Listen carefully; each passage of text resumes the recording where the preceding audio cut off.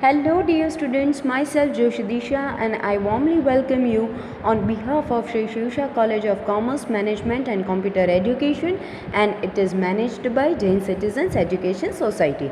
So, dear students, we are in unit number 2, that is Sources of Finance 1. Right, in the last session we had taken a look over types of shares and we had completed that topic, and today we are going to discuss the topic that is debentures. Right, so we are going to study debentures in detail. So let us begin. Debentures, right? So debenture is a document acknowledging the company's indebtedness to the debenture holder. બરાબર, debentures છે, debentures છે બરાબર, એને આપણે owners તરીકે consider ના કરીએ. બરાબર, એ કંપનીની ઇનડેપ્ટનેસ છે. બરાબર, ઇનડેપ્ટનેસ, બરાબર, ટૂંકમાં આપણે કહી શકીએ કે એ બોરોડ કેપિટલ છે. ડિબેન્ચર્સ છે એ એક સોર્સ છે ઓફ બોરોડ કેપિટલ. અને બોરોડ કેપિટલ એટલે આપણે બહારથી રૂપિયા લાવ્યા છીએ અને આપણે એનું ઇન્ટરેસ્ટ એ લોકોને પે કરવાનું છે. તો definitely they are not the owners of the company, પણ એ ક્રેડિટર્સ છે કંપનીના, કારણ કે આપણે એમને બધું જ પાછું આપવાનું છે. Right, company can obtain long term borrowed capital by the issue of debentures. કે long term borrowed capital, right, owners fund અને શેર્સને ઇશ્યુ કરીએ, તેમ છતાં ઘણીવાર એવી સિચ્યુએશન ઊભી થતી હોય કે કંપની પાસે સફિશિયન્ટ કેપિટલ ન હોય. બરાબર, તો એટ દેટ ટાઈમ બહારથી કેપિટલ લાવવું પડે અને એને બોરોડ ફંડ કહેવાય, અને આ ડિબેન્ચર્સ ઇશ્યુ કરીને એવી રીતના એ કેપિટલ ઊભું કરે. રાઈટ, સો ડિબેન્ચર હોલ્ડર્સ છે they are the creditors. Since debentures are the source of borrowed capital, the company has to pay an interest on them. બરાબર, બોરોડ કેપિટલ છે અને એના કારણે ઇન્ટરેસ્ટ પે કરવું પડે છે.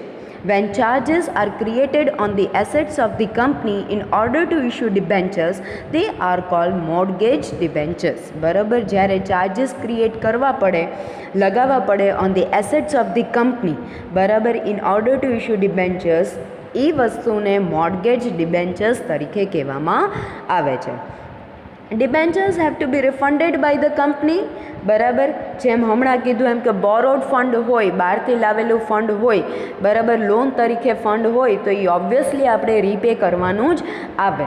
Right, and the issue of more debenture ઇન્ક્રીઝીસ the repayment burden of the company. જેટલા વધારે તમે ડિબેન્ચર્સ ઇશ્યુ કરો એટલું આપણે રીપે વધારે કરવાનું આવે.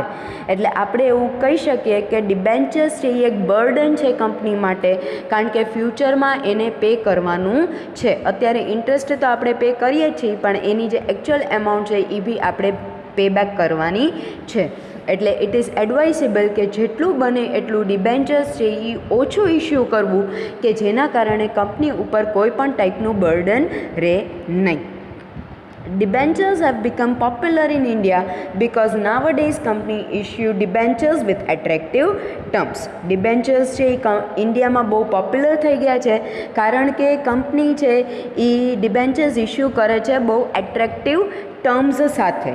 Right, company issues various types of debentures according to the needs of investors. કે કંપની બહુ બધા ટાઈપના ડિબેન્ચર્સ ઇશ્યુ કરે છે, જે હમણાં આપણે ડિટેલમાં સ્ટડી કરવાનું છે. Right, and they are according to the needs of investors, કે જે ઇન્વેસ્ટરને જે ડિબેન્ચર અનુકૂળ આવે એમાં એ ઇન્વેસ્ટ કરે છે. Debentures are less risky as compared to equity shares and preference shares. Debentures છે એ થોડું ઇક્વિટી શેર્સ અને પ્રેફરન્સ શેર્સ કરતાં ઓછું રિસ્કી છે. બરાબર, ડિબેન્ચર્સ છે એ લિસ્ટેડ છે on recognised stock exchange, so they can be easily bought and sold. બરાબર, કે એ એકદમ કહેવાય કે સ્ટોક એક્સચેન્જમાં લિસ્ટેડ છે. બરાબર, અને રેકોગ્નાઇઝડ સ્ટોક એક્સચેન્જમાં લિસ્ટેડ છે, એના કારણે તમે એને ઇઝીલી પરચેઝ કે સેલ કરી શકો. They possess the element of liquidity. Moreover, they provide fixed income of interest to the investors. બરાબર, લિક્વિડિટી છે કે ગમે ત્યારે તમારે રૂપિયાની જરૂર હોય એન્ડ યુ ઇશ્યુ ડિબેન્ચર્સ, તો તરત આપણી પાસે કેશ અવેબિલિટી રહે, બરાબર. તો એ એક એનો લિક્વિડિટીનો પોર્શન છે, બરાબર. અને પાછું ઇન્વેસ્ટર્સને ઇન્કમ બી મળે છે, કારણ કે એમને ઇન્ટરેસ્ટ મળે છે. શેર્સને ડિવિડન્ડ મળે અને ડિબેન્ચર્સમાં ઇન્ટરેસ્ટ મળે, right. Since last 2 decades, the situation has changed and debentures have become popular in India. 2 decadesથી situation આખી ચેન્જ થઈ ગઈ છે અને ડિબેન્ચર્સ છે એ બહુ પોપ્યુલર થઈ ગયા છે ઇન્ડિયામાં. Debenture holders are the creditors of the company, not its owners, બરાબર. ડિબેન્ચર હોલ્ડર્સ છે એ ક્રેડિટર્સ છે અને ઓનર્સ નથી. એ હમણાં જ મેં એક્સપ્લેન કર્યું હતું કે શું કામ, કારણ કે એ એક બોરોડ કેપિટલ છે, બરાબર. ઓનર્સ કેપિટલ નથી, રાઈટ. બોરોડ કેપિટલ છે, તમે બહારથી લાવો છો, રૂપિયાઓ એવી રીતના ઊભા કર્યા છે, અત્યારે તમે એને ઇન્ટરેસ્ટ પ્રોવાઈડ કરો છો અને આફ્ટર અ સ્પેસિફિક ટાઈમ તમારે એ આખી અમાઉન્ટ છે એ પાછી આપવાની છે, રાઈટ. તો એના કારણે એ ક્રેડિટર્સ છે, ઓનર્સ નથી. So they do not get any ownership rights in the company. અને ઓબ્વિયસલી ઓનર્સ નથી અને ક્રેડિટર્સ છે તો કોઈ પણ પ્રકારના એમને ઓનરશિપ રાઇટ્સ છે એ મળતા નથી, right. So that is the meaning of debentures. Okay. Now essential elements of debentures, કે કયા કયા ડિબેન્ચર્સના કેરેક્ટરિસ્ટિક્સ છે, બરાબર. તો સૌથી પહેલું, debenture is an instrument in writing issued by a company under its common seal. Common સીલમાં ડિબેન્ચર છે એ ઇશ્યુ કરવામાં આવે છે. ડિબેન્ચર છે એ એક ઇન્સ્ટ્રુમેન્ટ છે, બરાબર. રાઇટિંગમાં ઇન્સ્ટ્રુમેન્ટ છે અને કંપની થ્રુ ઇશ્યુ કરવામાં આવે છે અંડર ઇટ્સ કોમન સીલ.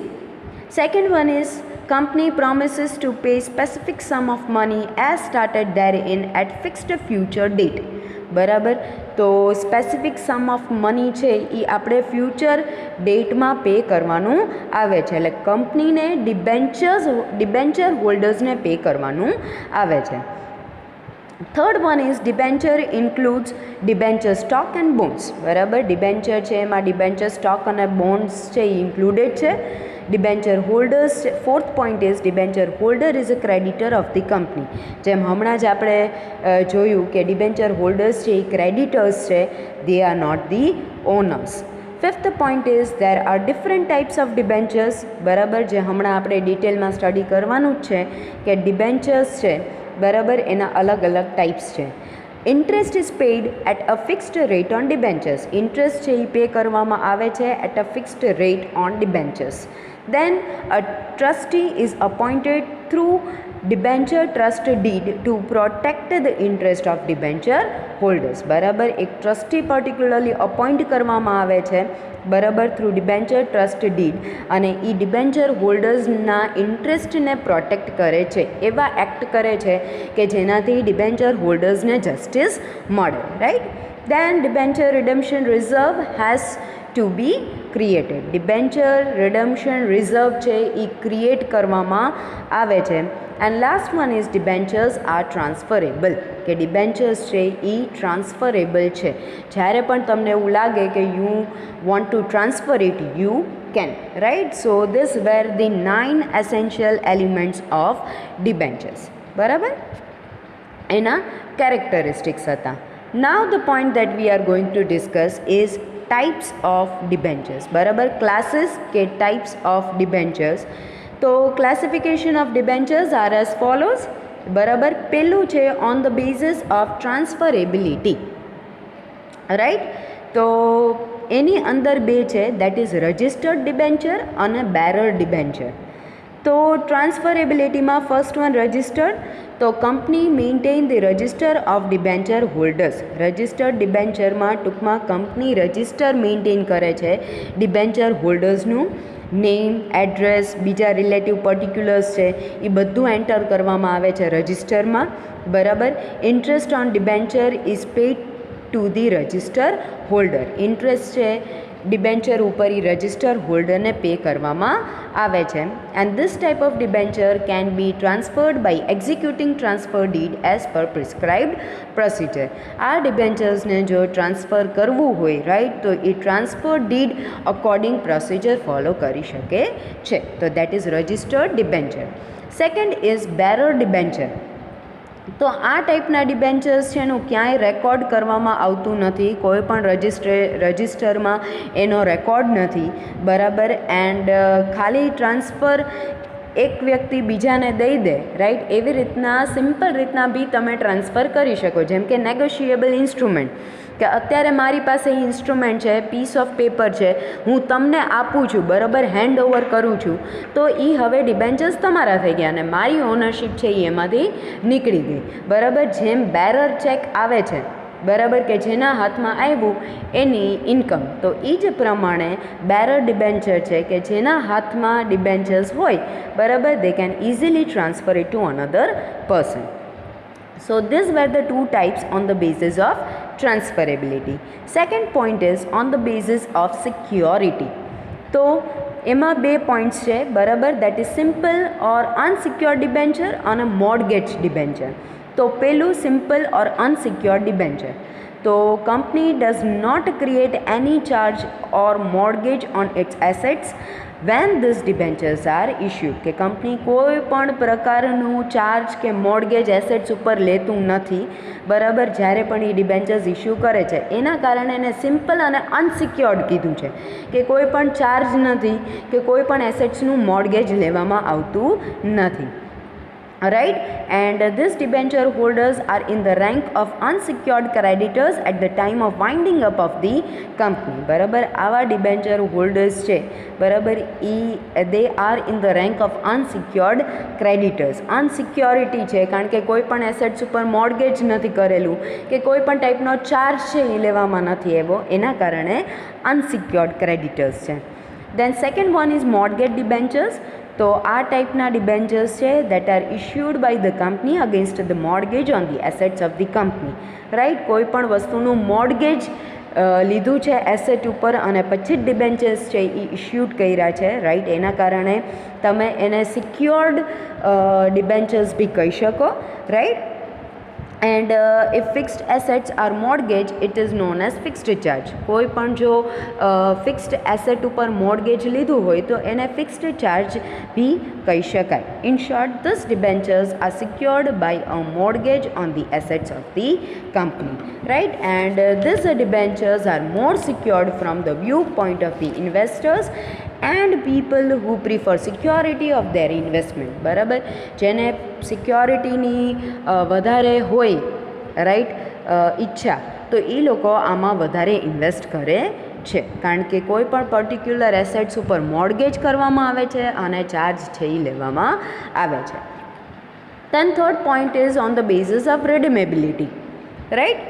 તો એમાં બે છે, redeemable debentures and irredeemable debentures. તો પેલું redeemable debentures, તો the date of redemption is fixed, બરાબર, or debentures have to be paid off on a certain future date, કે ડેટ છે રિડમ્શનની ફિક્સ્ડ છે અને કાં તો પછી ડિબેન્ચર્સ છે એ પે ઓફ કરવામાં આવે છે on a certain future date.